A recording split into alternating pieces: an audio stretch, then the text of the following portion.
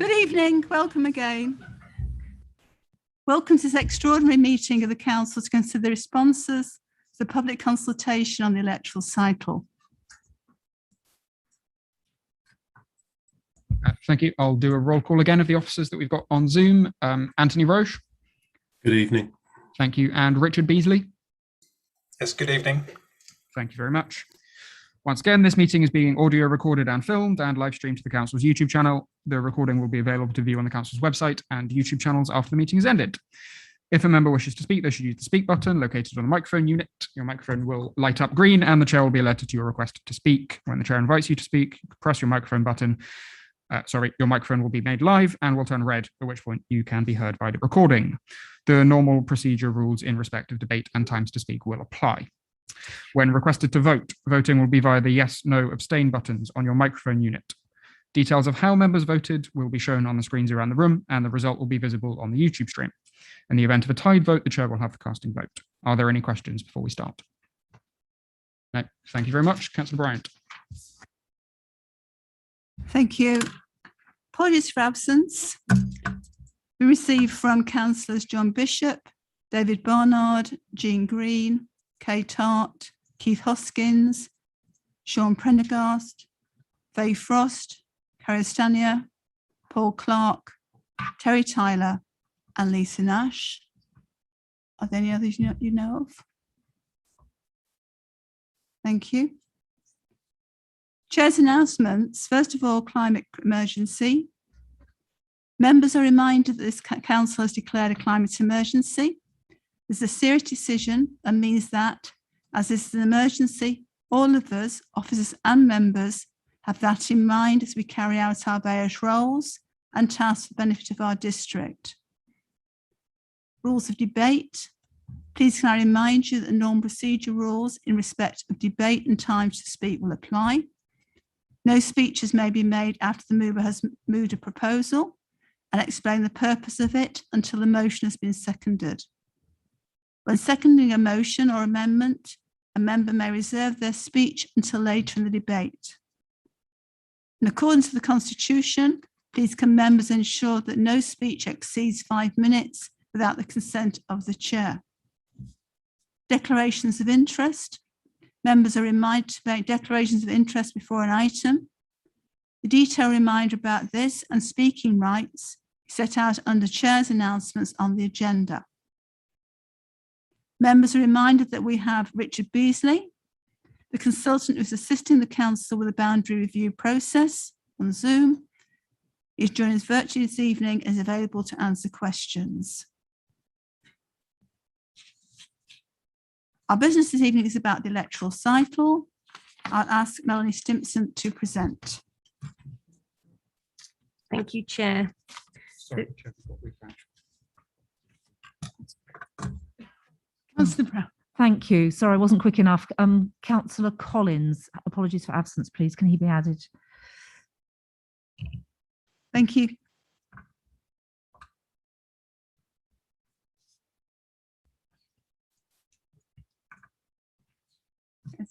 Thank you, Chair. The report before members tonight presents the outcome following the public consultation on how councillors should be elected. At the council meeting in September, it was agreed to proceed with the public consultation on how councillors should be elected, following which a special meeting of council be convened for council to consider the results of the consultation and to determine proposals for any change in its electoral cycle arrangements. A timetable for the electoral review of North Hertfordshire Council by the Local Government Boundary Commission for England has been agreed. The first stage of the review is for council to produce a submission to the commission on council size. Prior to this, there needs to be a decision on whether to retain the current electoral cycle of elections by thirds or to move to whole council elections, as this will impact on the number of councillors the authority recommends within its submission. The consultation opened for 5 weeks on the 4th of October and closed on the 8th of November and asked one specific question, that being, do you think we should elect 1/3 of our district councillors every year by thirds or elect all of our district councillors every 4 years as whole council all-out elections? Paragraph 5.6 of the report explains the various ways the consultation was promoted. A total of 306 responses were received during the consultation period, and of those, 12 were removed for the reasons listed in 8.11.3 of the report.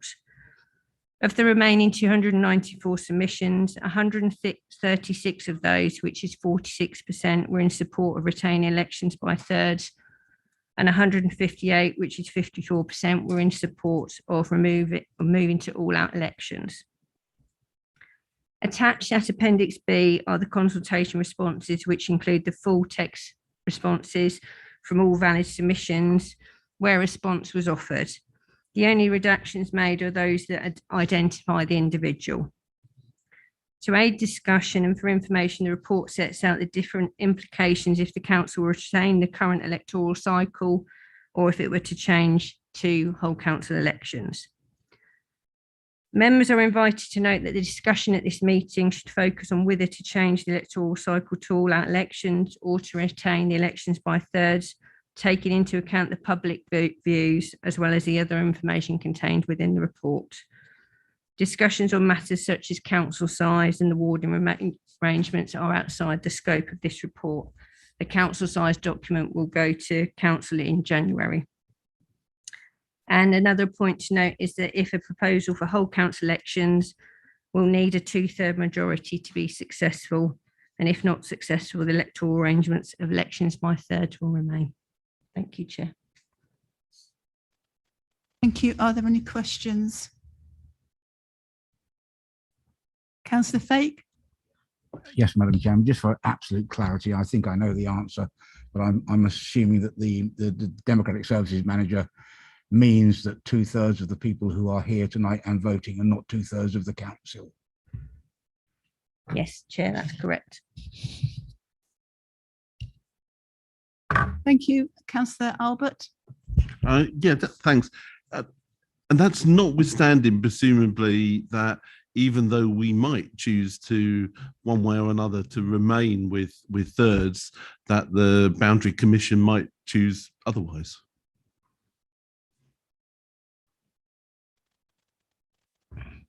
Chair, would you want to bring Richard in on that one? Could I bring Richard in on that one, please? Certainly, thank you. The decision that is made by the council tonight is the one that will stand. The Local Government Boundary Commission for England will not change your electoral arrangements. They're looking at, or rather, they won't change your electoral cycle. They will be looking at the council size and warding arrangements, but it will be based on the decision that you make this evening. Thank you, Richard. Should we go for the debate? Sorry, Simon. The response rate, obviously, 300 people in North Hertfordshire, that's 0.003% of the population, presuming there's sort of 90,000 people. I mean, I thank the 300 people that sort of came forwards and did the survey, but at what point does public consultation become statistically insignificant? If it's 0.003% of the population that have actually cast a vote, surely there must be a...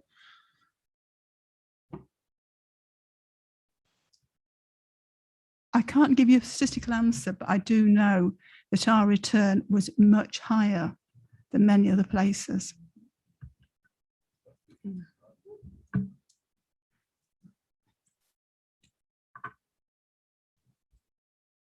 Right. Debate, who would like to speak? Councillor Thake? Yeah, just so that we don't have a totally virgin meeting, Madam Chairman.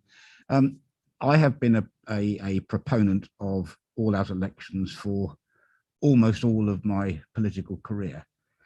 The frustration of thirds hamstrings the capacity of a council, in my humble opinion, to take difficult decisions, and we are in difficult times. It is democratically the sensible way to go. In terms of democratic costs, it's a sensible way to go. And in terms of this council determining to a degree its warding arrangements, it's a sensible way to go. My understanding, and I would be happy to be proven wrong, but my understanding is that if we retain the 1/3 system, we will automatically be required to go to 3-member wards. So the existing ward boundaries will completely be eradicated. That will add a further layer of confusion to the population. We already have a problem where the parliamentary boundaries, the county council boundaries, the parish boundaries and the district boundaries are often not coterminous. There is very little regard paid in those arrangements to the strength of communities, to the actual community understanding of where they should vote. I have in my county patch, let's not get too parochial, my county patch, I have one particular community where there are 3 houses which are in my division, and the next 8 houses are in somebody else's division, and then another 5 houses come back into my division. This kind of arrangement is absolutely nonsense in terms of improving the democratic understanding and response. Councillor Harwood referred to a very low return. Frankly, I can't blame the wider population for not caring how we conduct ourselves, when frankly they probably don't understand the difference between a parish council, a district council and a county council. As far as they're concerned, it's the council. And the sooner we get to a situation where we can begin to get a clearer understanding, the happier I think everyone will be. So my position is quite clear. I want all out elections, and I hope that this council will support that motion. So Councillor Thake, are you willing to move the proposal? Move that proposal. Thank you. Do we have a seconder? Councillor Derbyshire. Happy to second, Madam Chair. Reserve my right to speak for the debate. Thank you. Right, should we go to debate? Councillor Levett. Thank you, Chair. It's a long time since we had this debate about moving from thirds to all outs. The last time we had it, which I can't remember, I think about 2007, 2008, something like that. I was very much for staying with the thirds. Since that time, I've very much changed my mind. I now believe that we should go for all outs. It gives us much more stability as a council. It gives a 4-year period to get something done. We're not constantly campaigning every year from about February, March onwards. And I think it gives a good reason for this council change. It saves money as well, but that's not what the main thing should be. It should be about democracy. And I think this gives the residents of North Herts a much better, more stable council, whoever's in the administration after all out elections, to carry on and do things that we should be doing. Thank you, Chair. Thank you, Councillor Levett. Councillor Muir. Thank you, Madam Chairman. I wholeheartedly agree with Richard Thake. I'd like to just say a couple of words on, in Baldock, we have 2 wards, one with 1 member, one with 3. And whenever we have thirds in Baldock town, I always get phone calls, people turning up at the community centre from Baldock East to vote when they find out there's no election in their ward because it's once every 4 years. I've also had that in Letchworth East as the county councillor. I've had people there because it's a 2-member ward. I've had people saying, why haven't we got an election in Letchworth East when the rest of Letchworth have got elections? So there's a lot of confusion out there. And quite honestly, I think I will support all out elections every 4 years. Thank you, Councillor Muir. Councillor Jarvis. I thought, it does get read eventually. I mean, I've represented somewhere that has elections every 4 years ever since I've been on the council, and it has always struck me as a strange arrangement that didn't apply everywhere. So I think that for the most of the reasons set out by Councillor Thake, I think that that it would be preferable for the council to move to whole council elections. Councillor Mantle. Thank you, Madam Chairman. I think we're losing sight in this of the responsibility to make sure that the council actually represents the people who are electing it. I think we're faced with the two impossible choices, because I don't think either of them is particularly representative. Unfortunately, we don't seem to have the option which the Welsh Government is offering to the authorities in Wales, but that's another matter.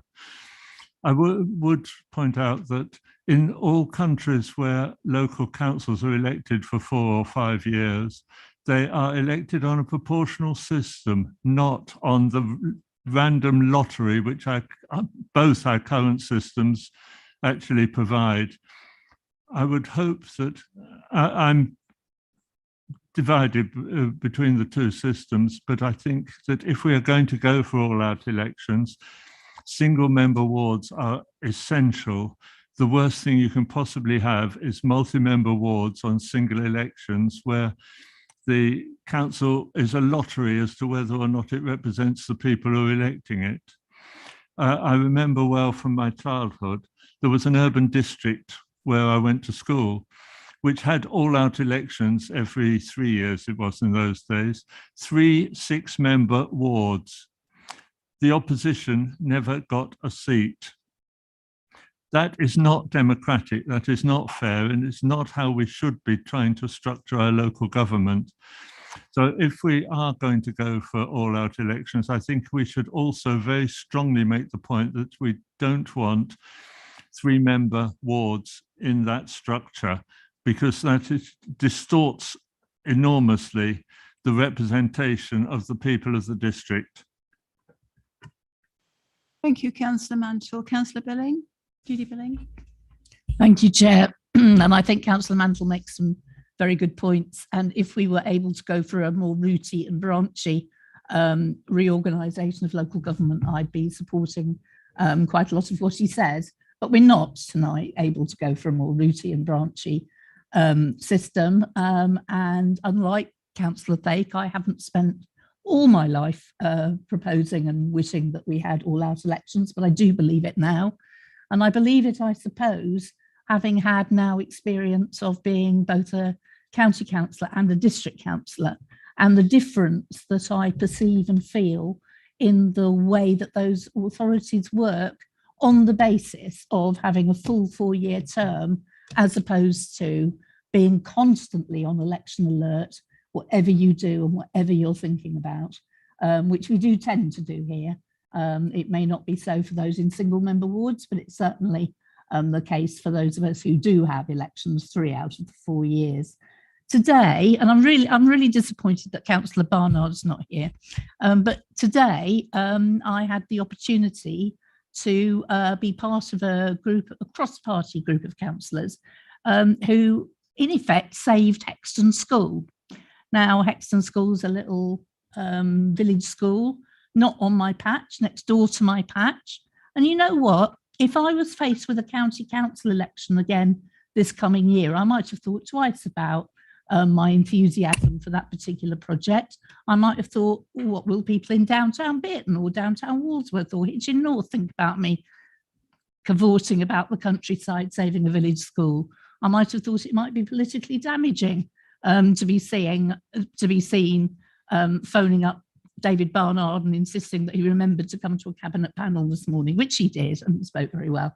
But it just seemed to me that in the greater stability of 4-year government, those sorts of things are possible. Cross-party working for the benefit of our communities is much, much more viable and worthwhile and likely to succeed. And it's for that sort of reason that I've come to the conclusion that even though you could argue that if you are a Labour councillor in North Hertfordshire, it hasn't always been the most likely scenario for over and over again are winning those four-yearly terms. I still believe, oh, thank you, I love a bit of a compliment. I please don't dock my time for that. I still do believe that it provides a more stable form of government, and when it comes to it, the reputation of local government is almost as important to me as being a Labour local councillor and my Labour values, almost. Thank you. Thank you, Councillor Judy Billing. Anybody else like to speak?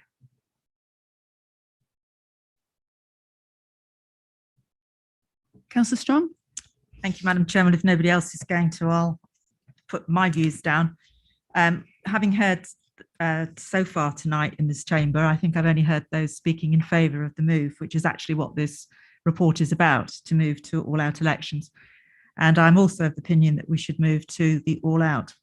However, in doing so, there is a little ramification, which is described in point 8.6 on the parish electoral changes. And I'm sorry for all those town councillors, but I'm a rural councillor and I have parishes around.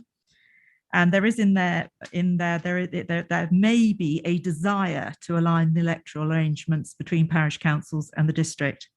And I know that nothing can be done by the council until after we have completed our local government boundary review for ourselves. But it does talk about whether or not we then look at that there is the possibility. And I would like that possibility to actually be taken on by this council, because I think otherwise it leaves a little bit of business that we haven't then done. If we don't also, when we're making our recommendation tonight, if we don't actually include that it's not a may that we would like this council, we would actually like this council, after we finished our review, to go and look at doing a review or a community governance review. And I would like to suggest that when we come to the recommendations, if we are going to vote in favour of all-out elections, we have a little and that a review of having a community governance review is done within 1 year, just so that doesn't get left and doesn't get not done as a consequence of us changing our all-out to an all-out election pattern. Because the parish councils, some of them will have elections in 2022, 23, and so forth. And to then be running elections in parishes, although a lot of them are non-contested, but if we actually have them aligned, that does mean that some of those expenses that would otherwise go to parish councils, which have small budgets, would then be having to incur the full cost of those elections. So I would like to ask whether or not we could add that as an amendment to the first recommendation. I think the short answer to that is no, that we need to actually be voting on the recommendation in front of us, that is something that's separate. Can I ask, following on from that vote, if you pass it by the 2/3 majority, then you can decide as part of this to propose that there's a further additional requirement. You can propose that now as another resolution that would only follow on if you pass that. I would say, however, though, there is resource implications for doing that. To cover the whole of this district and to do so within a year would be quite something that we can't guarantee at this particular point that we could comply with. And that would be something that we would have to look at, as members already articulated tonight, in the light of all the budgetary issues that we face and what we're actually going forward. We'd need to look at that in more depth before we could confirm we could do it within a year. Just a moment. Do we not normally have amendments put to us in writing? In any case? Well, you can propose an amendment to a resolution, and as long as that's seconded, you can deal with it on the day. We don't always have to deal with it, obviously, in writing. I think this is my advice to the chair and to this council is that would be an additional resolution. I think in this circumstance, because of the requirement for a 2/3 majority, and also because this is something that's quite a key vote for the council. So just a moment. Can I think we're going to, can I just say that we are here to look at this recommendation, which is being asked of all councils. And I think that we need to take anything else separately. And if we actually have the continue debate on this resolution, get the answer on this resolution, and then come back to another resolution, if it's carried. rather than trying to confuse the two. That makes sense. Councillor Dennis-Harburg. Thank you very much, Chair. As members will note, the decision to move to all-out elections from the current elections by thirds model requires a 2/3 majority of those members who are here in the chamber tonight. I tend to play my cards close to my chest on this issue because I don't want to adversely influence people. I've wanted my group to arrive at their own decision and do what they think is right and what they think is in the best interests of democracy without my influence. My personal view has always been almost a purist approach. In my heart of hearts, I've felt that elections by thirds are more democratic and return fairer, more equitable results when you think about it purely from a political sciences student perspective. And therein lies the problem, because we don't live in a theoretical world. We've got real world, practical and pragmatic decisions that we have to make.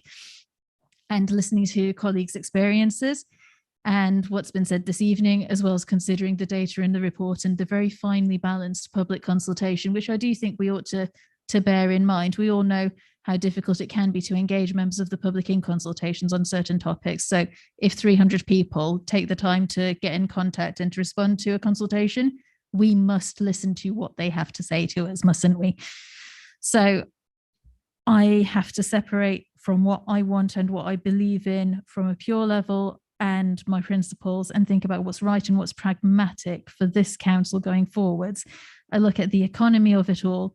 I think about how we can make this work and how we can make this type of election be democratic. And actually the options that the Electoral Commission is giving us in terms of warding pattern are better and will result in more community cohesion going forward, hopefully, than those that they are offering us if we stick to the current election by thirds model. So I think I have arrived at my decision after much agonizing and much fence sitting throughout this process. And I would urge members who have gone on a similar journey to me to just question and test themselves before it comes round to this vote, and really ask yourself, what are we being asked to determine tonight? It's what is the right democratic decision for this council, not what do we personally think is the best political sciences model of an election in North Herts. Thank you, Councillor Dennis-Harburg. Councillor Harwood. Thank you. Of course, I'm not going to comment on a lot of the debate. There's some very good facts being passed by colleagues in the chamber tonight. But I would also just draw everybody's attention to sort of paragraph 10.1 of the report, or section 10 in general, on the sort of financial implications. We never have enough money. And obviously the report suggesting here, you know, in terms of £40,000 per year of savings, so hundreds of thousands of pounds with an all-out election in that period, and it's suggesting that those savings could be more. Yes, in the overall budget, £100,000 isn't a lot of money, but it is more money than we currently have, and any saving is a good saving. So I'll just direct members to consider that, as well as the obviously political implications and representation points that have been made this evening. Thank you, Chair. Thank you, Councillor Harwood. Councillor George Davies. Thank you, Chair. I must admit, I'm sitting here this evening and my thoughts have turned to Brenda from Bristol with the oh no, not another one. I think I have the privilege potentially of representing the ward that had the lowest turnout at their election, where if memory serves me, I think my ward clocked in at about 27%, which may or may not say something about me, who knows.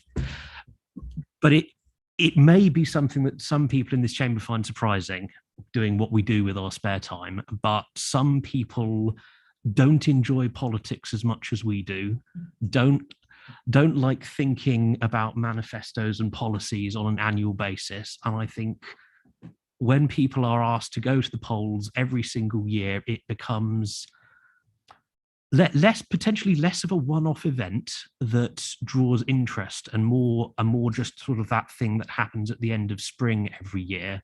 And potentially this contributes to why local elections see such a dramatically lower turnout than, say, a general election. Obviously, there are other implications about, wider implications of that. But if anyone can point me to any studies that actually show this, I would be very interested. But my expectation is that moving to all-out elections would see an increase potentially in turnout across the district.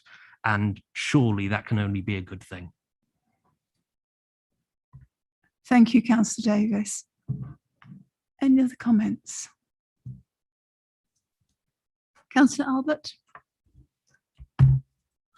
Just thanks, Chair. I mean, I'm always attracted when Councillor Harwood's offering savings, and I'm looking forward to the savings he offers when we come to the budget meeting. But that's not for another day.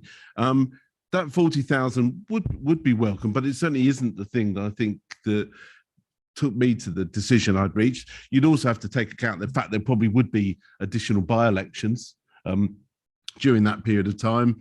By-elections will probably cost us around £8,000 a time. So the savings that we will actually achieve long-term over a period of 10 or 20 years are not inconsiderable.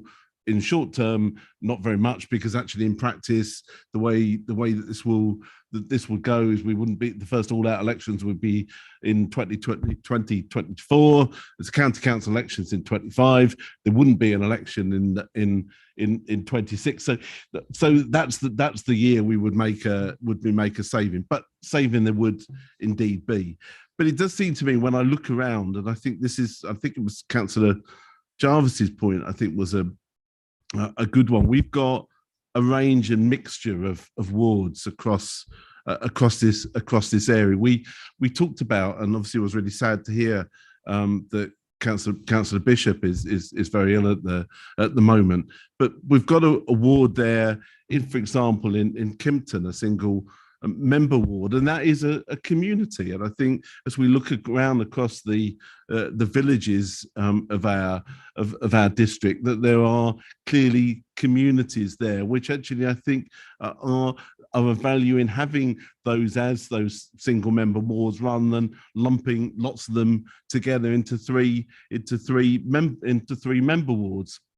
In a different world, I'm attracted to what Councillor Mantle says, but I think in practice that we are faced with what we are, and so we will, I think, inevitably have in towns probably 3 member wards, like in Bearton Ward and others in Hitchin. But I think overall, whilst I think there is an attraction for having thirds, and I'm not sure.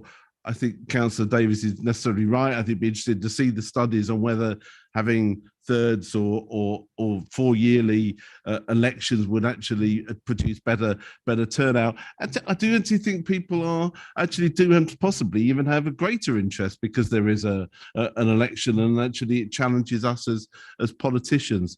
But I still think the balance for me is that in having an all-out election, I think it does, and it's probably the point I think Councillor Thake started with, does provide us with, I think, that stability to run the council, to make difficult decisions, but also, and I think the important thing there, it does continue, and that is the choice that we're faced with, the ability to have a system of 1, 2 and 3 member wards, which I think works well across the district, and I wouldn't want to lose that.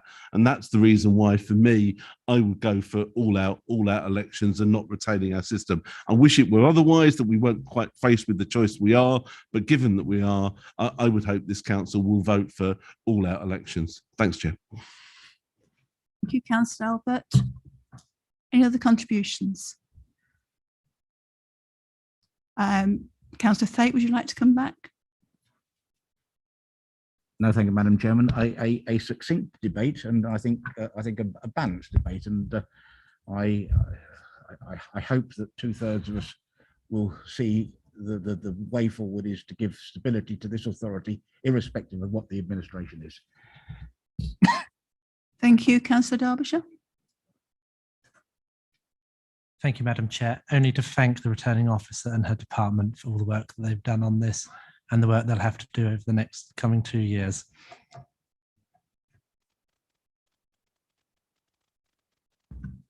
Thank you. So the recommendation that the council note the outcome responses from the public consultation alongside the points raised in this report and resolve to change the electoral cycle to all-out elections from 2024.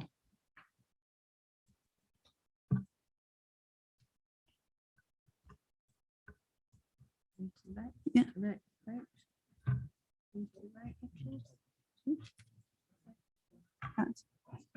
Should we go to the vote?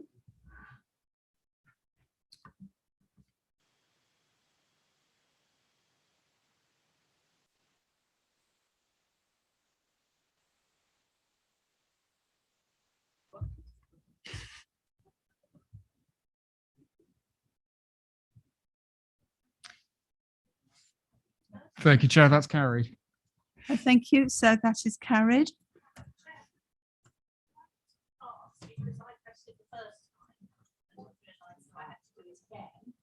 And so my vote was not registered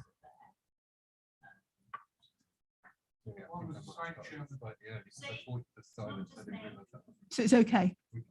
Well, it depends. What would you like to do? What should you do? To take it again? Yeah, Yeah, should we take it again? Oh, yes, please. Okay, let's go to the vote again. Right, vote.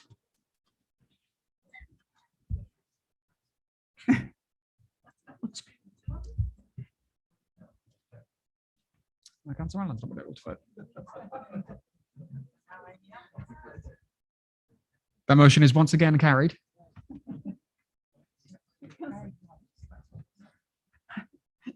So the vote has been carried. Thank you. Right, so now we're going to go back to Councillor Strong's point. Do you want to propose?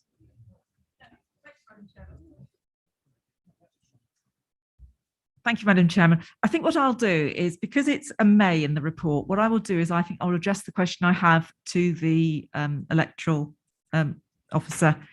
And I think because we know that this is only the first part of a long series of meetings that we are going to have, and then I can take that point with her and perhaps it can be brought back. And again, you can look into what the work and timing would be.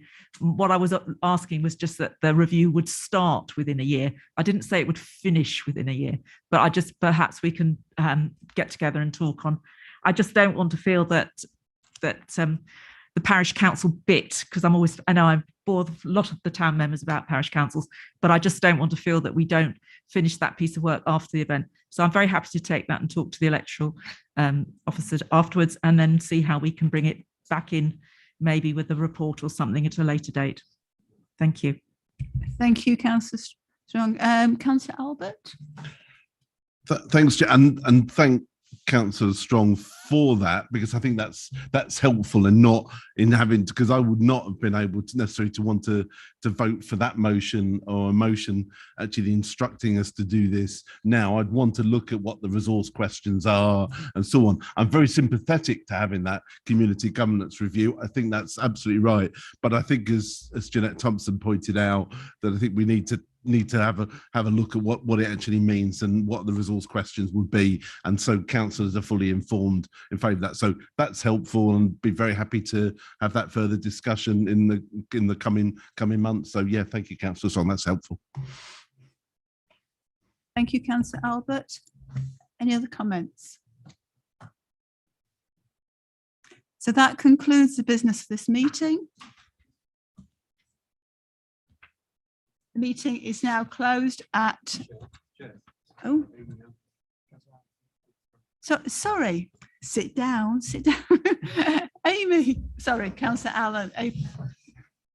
Purely because I was getting glared at a moment ago and things like that, I would just like it for prosperity of this YouTube video that I did vote, and I voted for all outs, and here we are. So thank you very much, and now you can all go. Thank you. Our business is concluded. Good night.